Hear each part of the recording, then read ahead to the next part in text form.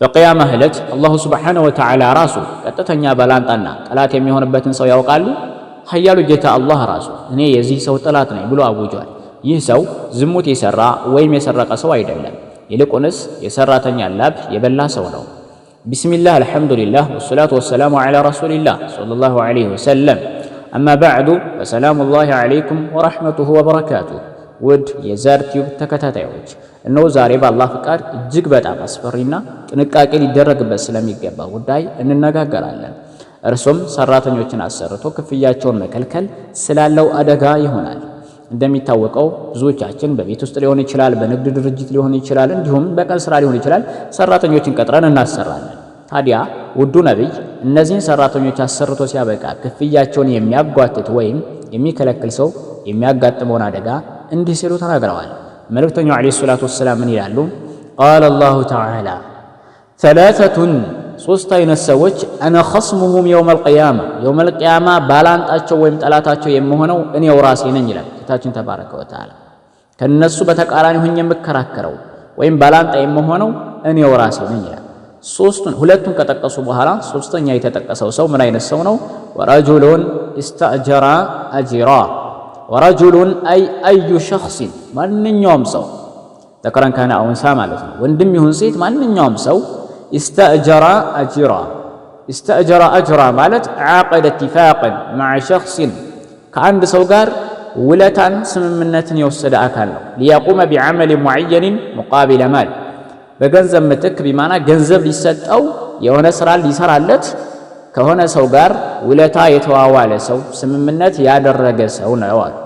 ከዛ ፈስተውፋ ሚንሁ አይ አኸዘል ሐቀ ካሚላ ሙሉ በሙሉ የሚፈልገውን ነገር አገኘ። ቢማና ሰራተኛው እንዲሰራለት የሰጠውን ነገር ሙሉ ለሙሉ ሰርቶ አስረከበው። ከሰራተኛ የሚጠበቀውን ነገር አገኘ ማለት ነው ሰውየው። ይሁንና ወለም ዩዕጢሂ አጅረሁ ነገር ግን ክፍያውን አልሰጠውም። ቢማና መንዐሁ ሐቀሁል ማሊ ገንዘባዊ የሆነውን መብት ከለከለው። አው ማጠለ ፊህ ወይም አስረዘመበት አጓተተበት።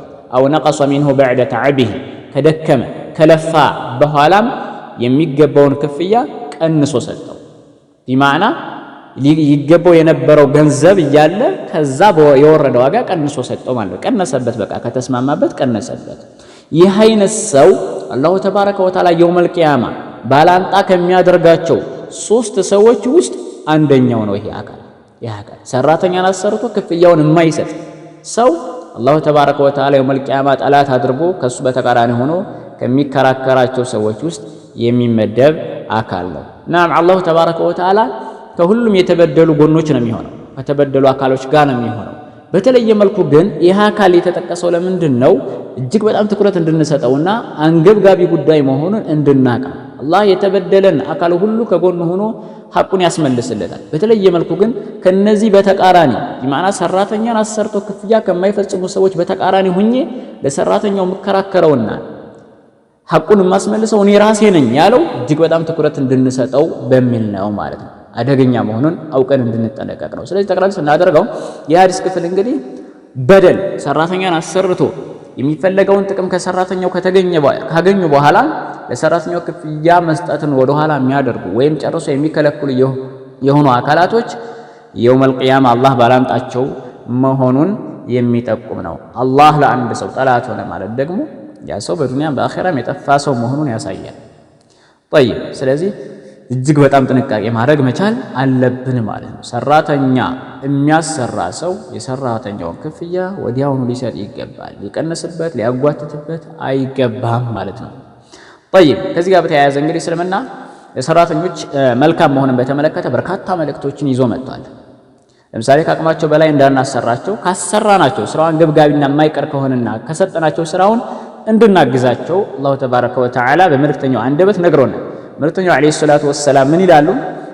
ኢኽዋኑኩም ኸወሉኩም ያዕኒ ኸደሙኩም ሰራተኞቻችሁ አገልጋዮቻችሁ ወንድሞቻችሁ ናቸው። ጀዐለሁም ላሁ ተሕተ አይዲኩም አላህ ከእናንተ እጅ ስር አድርጓቸዋል። ፈመን ካነ አኹሁ ተሕተ የዲህ ወንድሙ ቢማዕና የዲን ወንድሙ ከእጁ ስር የሆነለት ሰው ያኔ ባርነትም ስለነበር ማለት ነው። ፈልዩጥዒምሁ ይመግበው ሚማ የእኩሉ ከሚበላው ምግብ ያብላው። ወልዩልቢስሁ ያልብሰው ሚማ የልበሱ ከሚለብሰው ወላ ቱከሊፉሁም ማ የግሊቡሁም የሚያሸንፋቸውን ፈውቀ ቀድሪህም የሆነ ከአቅማቸው ከችሎታቸው በላይ የሆነን ስራም አታሰሯቸው አታስገድዷቸው እንዲሰሩ። ፈኢን ከለፍቱሙሁም ስራው አንገብጋቢ ሆኖ ስሩ ካላችኋቸው ደግሞ ፈአዒኑሁም እገዟቸው እርዷቸው። እንግዲህ ወሚን ኢዓነቲሂም ምንድነው እነሱን ከማገዝ ውስጥ አንደኛ ኢዕጣኡሁም ወቅተን ሊራሓ ለረፍት ጊዜ መስጠት ነው። ረፍት እንዲያደርጉ ሲደክማቸው እንዲያርፉ ጊዜ መስጠት። ወተወቁፉ ዐኒል ዐመሊ ፊ ሰዓቲ ሽደቲል ሐሪ ወሽደቲል በርድ ብርዱ በጣም አደገኛ በሚሆንበትና በሚበረታበት ሰዓት ሙቀትም ጠራራ በሚሆንበት ሰዓት ረፍት እንዲያደርጉ ከስራ እንዲያቆሙ ማድረግ ይህ እነሱን ከማገዝ ነው። ያ ካልሆነ ደግሞ አንደኛ ተጨማሪ ሰራተኞችን መቅጠር፣ ሁለተኛ በራሳችን አብረን ገብተን እነሱን መርዳት እነሱን ከማገዝ ይመደባል ማለት ነው። ሌላው ሐታ መልእክተኛው ዐለይሂ ሰላቱ ወሰላም ፊማ ረዋሁ አልቡኻሪ ወሙስሊም ምን ይላሉ? ኢዛ አታ አሐዱኩም ኻዲሙሁ ቢጠዓሚሂ ከእናንተ አንደኛችሁ ሰራተኛው አገልጋዩ ምግብ ይዞለት ከመጣ ፈኢለም ዩጅሊስሁ መዐህ እሱ ጋር አስቀምጦ እንዲበላ ባያደርገውም እንኳን ፈልዩናዊልሁ ሉቅመተን አው ሉቅመተይኒ አው አክለተን አው አክለተይኒ አንድ ሁለት ጉራሽ ያጉርሰው። እንግዲህ ሰራተኛው ለምሳሌ እንዲሰራ የተጣለበት ተጨማሪ ኃላፊነት ይኖራል። ቁጭ አድርገን ማብላት አልቻለም።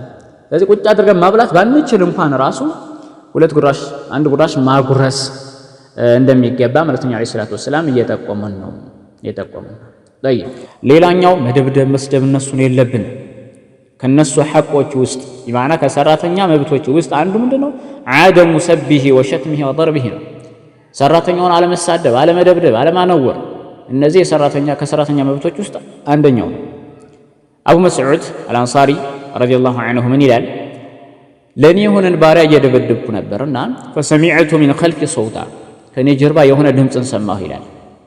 ምን ይላል ያ ድምፅ? ኢዕለም አባ መስዑድ ሆይ እወቅ አላህ አቅደሩ ዐለይከ ሚንከ ዐለይህ አንተ በባሪያህ ላይ ከምትችለው በላይ በአንተ ላይ ቻይ ነው። አንተ ባሪያህን እንደምትቀጠቀጠው ሁሉ አላህ ከዛ አንተ ከምትመጣው እጥፍ አድርጎ አንተን በመቅጣት ከዛ በላይ አንተን በማሳመም ላይ የሚችል የሆነ ጌታ ነው የሚል ድምፅን ሰማሁ አሉ አቡ መስዑድ ማለት ነው። ፈልተፈቱ ዞር አልኩኝ ወደ ኋላ ፈኢዛ ሁወ ረሱሉላህ ሰለላሁ ዐለይሂ ወሰለም ያኔ ታዲያ ያ ሰው እንደዛ ብሎ የተናገሩኝ የአላህ መልእክተኛ ዐለይሂ ሰላቱ ወሰላም ነበሩ። ፈቁልቱ ያ ረሱለላህ ሁወ ሑሩ ሊወጅሂላህ የአላህ መልእክተኛ እሱ ለአላህ ሲባል ነፃ ነው አሁን አልኩኝ አለ። በቃ ነፃ ወጣው ማለት ነው። ይህንን ሲላቸው በጣም ደንግጦ ነፃ ወጥቼዋለሁ ለአላህ ብያለሁ። መልእክተኛ ይህንን ሲሰሙ ምን አሉ? ፈቃል አማ ለው ለም ተፍዐል ይህንን ባታደርግ ኖሮ ለለፈሐትከ ናር አው ለመሰትከ ናር እሳት ታቃጥለህ ትፈጅህ ወይም ትነካህ ነበር በማለት መልእክተኛ ዐለይሂ ሰላቱ ወሰላም የሰራው ስራ እጅግ በጣም ተገቢና የሚበረታታ መሆኑን ነገሩት ማለት ነው። ስለዚህ ሰራተኞችን መበደል መጨቆን አስፈላጊ አይደለም። አነስ ብኑ ማሊክ ረዲየላሁ ዐንሁ መልእክተኛው ዐለይሂ ሰላቱ ወሰላም ለበርካታ ዓመት አገልግያለሁ ይላል። መልእክተኛው ዐለይሂ ሰላቱ ወሰላም ማ ዐሊምቱሁ ቃለ ሊሸይኢን ሶነዕቱሁ ሊማ ፈዐልተ ከዛ ወከዛ የሰራሁትን ነገር ለምን ይሄን ለምን ሰራህ ብለውኝ አያውቁም አንድ ቀን ይላል። አው ሊሸይኢን ተረክቱሁ ሀላ ፈዐልተ ከዛ ወከዛ ወይም የሆነ ነገር ትቼው ሳልሰራ ቀርቼ ያንን ነገር ይሄን አታደርግ ነበርን ብለውኝ አያውቁም። ይሄን አትሰራም ነበርን ብለውኝ አያውቁም ይላል። ስለዚህ ባህሮችን ማንገላታት የለም በኢስላም ማለት ነው፣ ተገቢ አይደለም። ሰራተኞችም ደግሞ ወቅት በሆነ መልኩ ማነስ ከተወሰነ ጊዜ ኢላጀል ሙሰማ የቤት ሰራተኞቻችን ናቸው። እንደዚሁም ደግሞ የቀን ሰራተኛም ሊሆን ይችላል። እስከ ተወሰነ ጊዜ ድረስ ብቻ የሆነ የሥራ ኃላፊነት ሰጥተነዋል። ስለዚህ እነዚህን ሰራተኞች ተገቢ በሆነ መልኩ ልንይዛቸው ይገባል። ፈሐሪዩን ቢና አን ነተቂየ አላህ ፊ ዒባዲላህ በአላህ ባሮች ላይ አላህን ልንፈራ ይገባል። ሲየማ በተለይ ስፔሻሊ ሰራተኛን አሰርቶ ደሞዝ አለመክፈል ለትልቅ አደጋ መጋለጥ መሆኑን አውቀን ጥንቃቄ ልናደርግ ይገባል። ከዚህ በፊት የፈጸመ አካል ወደ አላህ ሊመለስ ሊጸጸት ይገባል ማለት ነው። እንግዲህ መሰል ትምህርቶችን ለማግኘት ቻናላችንን ሰብስክራይብ በማድረግ ቤተሰብ ይሁኑ። ላለሁ ወሰላሙ አለይኩም ወራህመቱላሂ ወበረካቱ።